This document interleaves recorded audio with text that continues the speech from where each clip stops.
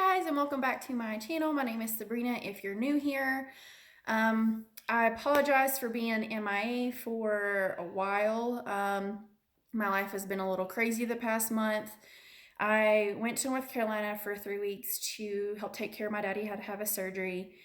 And I was planning on doing videos when I was at home, and their internet is terrible, and we just had so much going on with him and trying to get him up and running again. So then I got back and I recently moved studios. And so I got back the week of Thanksgiving. I moved studios this past weekend and I've just been dealing with that. I do want to share my new studio with you guys, and my old studio, my new studio, kind of compare them and talk a little bit about why I moved.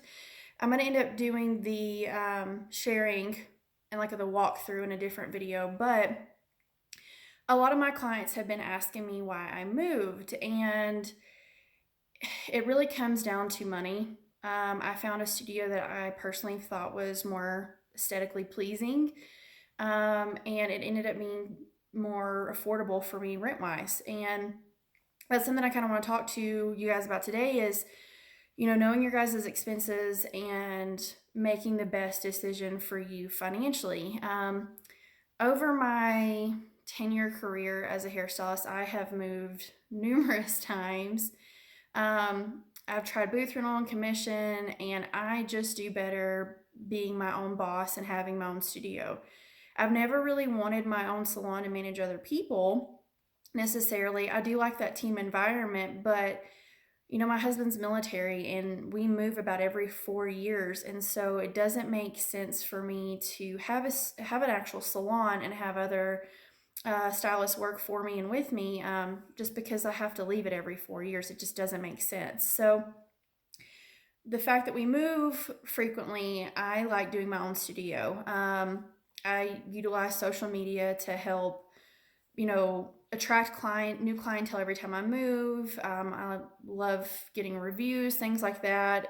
Using pictures and stuff on Instagram and Facebook, and joining Facebook groups, things like that, are what help me rebuild every time I move. But I chose to move studios. I got to New Mexico back in January and I went into solo salons. I chose solo salons because I had moved into a solo when when we were stationed in Tucson, and I was in there for about 2 years. And I loved it. I did have a suite mate at the time, and it was really fun. But I like my own environment. I like being in my own private environment, and I think it's attributed to I'm kind of A-type. I'm actually very A-type personality, and I'm very neat and clean, and I want things done a particular way, and I don't like clutter. I can't stand feeling like claustrophobic in a space because of all the stuff that you have. It drives me crazy. And so I found that when I work with other people, personality differences tend to cause more conflict than they do good. And so that's why I like working by myself. I didn't even look into working for someone else or joining another salon when I moved to New Mexico. It just wasn't even an option for me. I like having, like my own space. I like being able to make my own schedule. I do still work a lot, and my dog is staring at me. Go lay down. Go. Thank you. And she's going to make an appearance. Kimber, go lay down. Go on. She gets really jealous anytime I start talking to anybody, so she thinks I'm talking to someone else. Bed. And so, anyways, back to what I was saying is it wasn't even an option for me to work for someone else. And when I got my own studio here in New Mexico, I really liked the studio I had at first. I wanted a window unit, so I've actually moved 3 times in not even the year that I've been here. But I think I'm set. Good. The first studio I moved into didn't have a window unit, and that's what I was used to. So I really wanted to have the natural light for pictures and just not feeling like I'm in a box. When you're in a small room anyways and you don't have a lot of space, natural light makes it appear more open. So I moved to a front window unit, and it was more expensive, but one came available, and I've been doing that for probably the past, I would say, almost 6 months. And then a new opportunity presented itself, and it was more affordable for me. And I actually thought the studio was a little bit bigger. The way it was set up was a little bit more aesthetically pleasing, and it was just new. So I made the jump to move. And I did all this within a week. I was not looking to leave. I just found this opportunity, and there was one window unit left at the new building, and I took it because I wanted a window unit. And so I've been in there. This is my first week, and I really do like it. It's almost set up the way I want it to be. There's still a couple things I got to adjust, and I'm waiting to adjust those things when I decide to post, new pictures and things like that, and do like a walkthrough of my new studio. But all this is to say is anytime that you're going to lease or do a contract with someone, read your lease. Seriously, read your lease before you ever sign it or agree to sign it. Ask to see a copy of your lease. And the reason I'm saying this is in the past, I have gotten screwed over, and there's been a lot of conflict and confusion within what those lease terms are. And people like to hide things in leases, and you're so excited to get into a new space and start your own thing that you don't really pay attention to it. At least I did it. And I've had salons that have threatened me for leaving, and trying to bind me in a contract that I didn't sign. I've left places where they try to get money from me that wasn't in the lease. And so you have to do that. And this has happened to me with renting apartments over the years, and then with renting studios. And so just make sure you read your lease. And if you don't understand, there's always like this legal mumbo jumbo. The way they word shit is just ridiculous. And I hate it. Like, I hate contracts. Like, they make me nervous. I don't understand how the terminology is written a lot of times. So it's okay to get a copy of the lease before you sign it and take it to an attorney or, property manager, someone that actually understands what that means and help clarify it to you. And it's not that your property manager can't help you understand it, but they're always going to try to do it in their favor. And rightfully so. I mean, you are utilizing their property. And so they want to protect themselves, protect their property, and make sure they have good tenants in there. But I just know for me, I have just been so excited in the past. I just sign. Like, I don't even read. It's like Verizon and, phone contracts and stuff. You don't even really read these 15 pages of teeny tiny print of what it actually says. And, when you want to leave or something happens, like with maintenance issues, leaks, things breaking, whatever, sometimes there's little clauses inside of your lease that you don't even know they're there, and you signed it, and then when there actually is a problem, you're like, oh shit, I just got myself into something and I didn't even realize what I got myself into. So the reason I'm kind of sharing this is, instances in the past, when I try to leave my current lease, my property manager tried to come after me for some funds, and it wasn't stated in my lease. And so, you just have to protect yourself and know what's in there. So there's a little bit about that. It's so funny. She's just staring off in the background. This is Kimber, everyone, for the people that have not met her yet. This is my awesome Dobie. She's super, super sweet. So yeah, and on with that, you got to protect yourself, read your lease, make sure your property manager makes you feel comfortable. But at the same time, you have to look at your finances and what's best for you. Same thing goes, I also think that when we're ready to branch off on our own or go work for someone in a contract, things like that, you don't always look at like what the monthly payment is. Like, can I afford that? And you're like, yeah. But you need to look at what percentage of that actually is of your expenses. Like, I try really, really hard to keep my business expenses within a budget. And the reason is a lot of people think that, oh, well, the more my business expenses are, the less taxes I have to pay. And that's not necessarily true. You're taking like personal profit that you could be taking home to your family to help meet your personal financial goals away from yourself. And so, yeah, there's so many things that you can do as tax write-offs, and rent, mortgage, things like that are one of them within a studio. But when your rent is like half of what your income is, like that's a lot. And so I've always tried to follow the rule that your rent or mortgage um, be a fourth of what your expenses are or your take home pay is. And so for my studio, I mean, I saved quite a bit of money on my rent recently, and just from downsizing, or not downsizing, from moving studios for a studio that I actually personally feel is better than my previous one. And so you got to shop around and negotiate.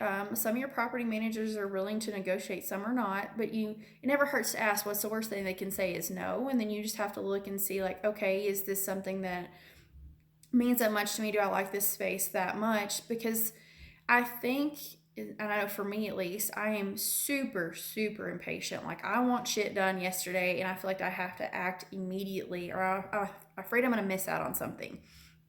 And that's not always the case, because there's always going to be other spaces available. And for me, I think I put too much emotion into things, and I want what I want right then and there, and so I jump on it. And then a lot of times I get myself into situations where I'm like, oh, well, there's actually other opportunities that I didn't even look at because I didn't even take the time and do my research. And same thing goes too. You can do too much research, take too much time, and spaces that you wanted could get taken out from underneath you. So, I mean, that doesn't mean you sit there and you don't make any decisions, but you have to look at them. And when I make decisions, when you're going to make decisions, you need to look at what your expenses and what your goals are for your business. And for me, I'm sorry, I don't want to be paying so much money in rent. Like, yes, it's for my space and utilities, but that's a lot of money. And, I have to pay so much to have my business before I can even take anything home. And I think a lot of people don't realize that when you're a business owner. You don't see that side of it. You're like, oh yeah, I bring in more money. But you're like, okay, you have rent, you have product costs, you have utilities, booking services, legal fees, taxes. Holy crap, taxes are a nightmare. And there's all these things that you have to budget for. And for me, you have to figure out what's more important to you. And I want to give my guests a great environment and an awesome experience and make them feel special, because I'm not your average hairdresser. I don't negotiate my costs for my services, and I work really hard, and I spend a lot of money on my education. So I want to give my guests this awesome experience. However, I don't want to have that be so much about the experience where I'm not even covering my cost. And then, at the end of the year, I am breaking even, or I'm not really getting to bring home the type of income that I want for my family.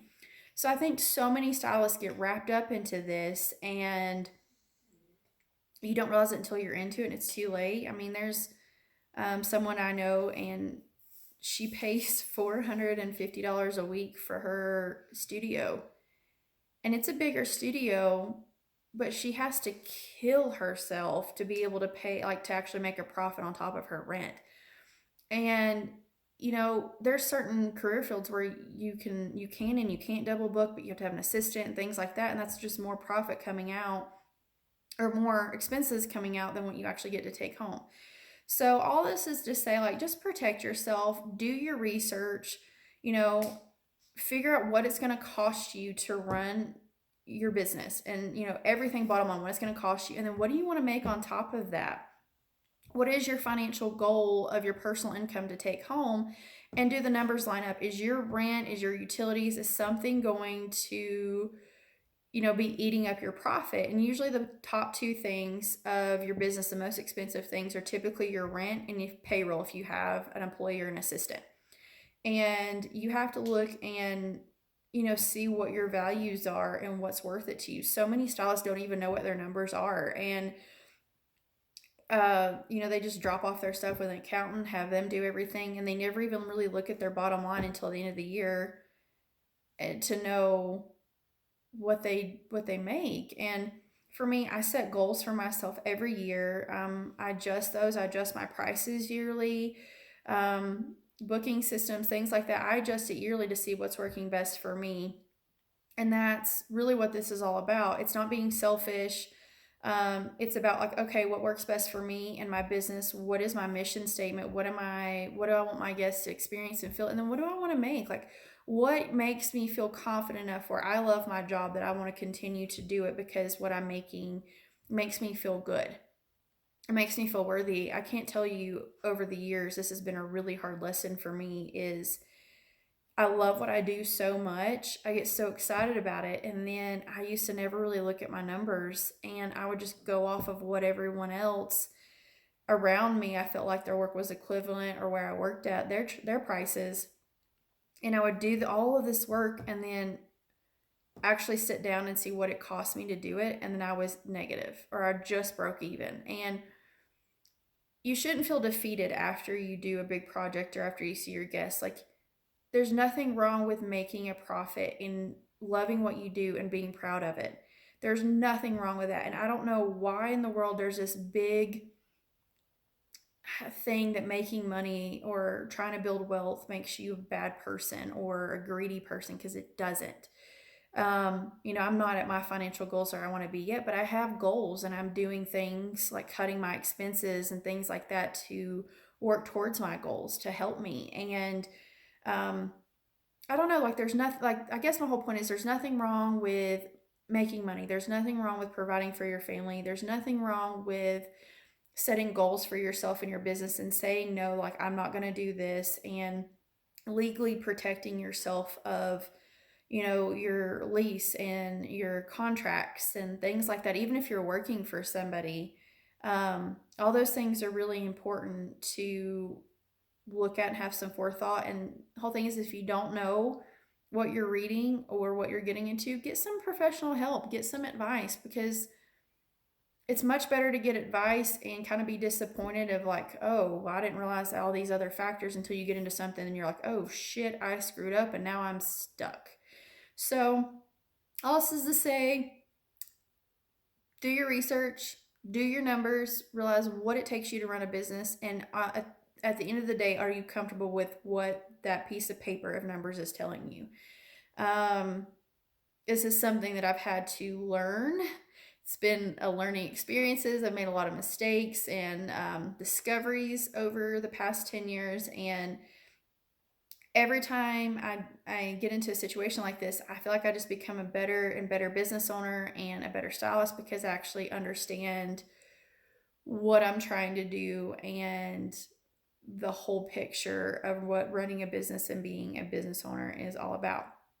So, that being said, thank you guys for watching today. If you have any video requests specifically, please drop those below in the comments. I would love to do specific videos. I'm going to do a walkthrough of my new studio and talk to you guys a little bit more about that. And I do want to end up doing expenses breakdown, because I think that's so important to share.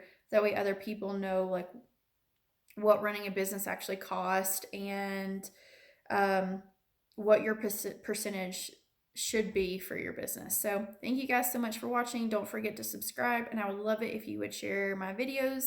Thank you guys. Bye.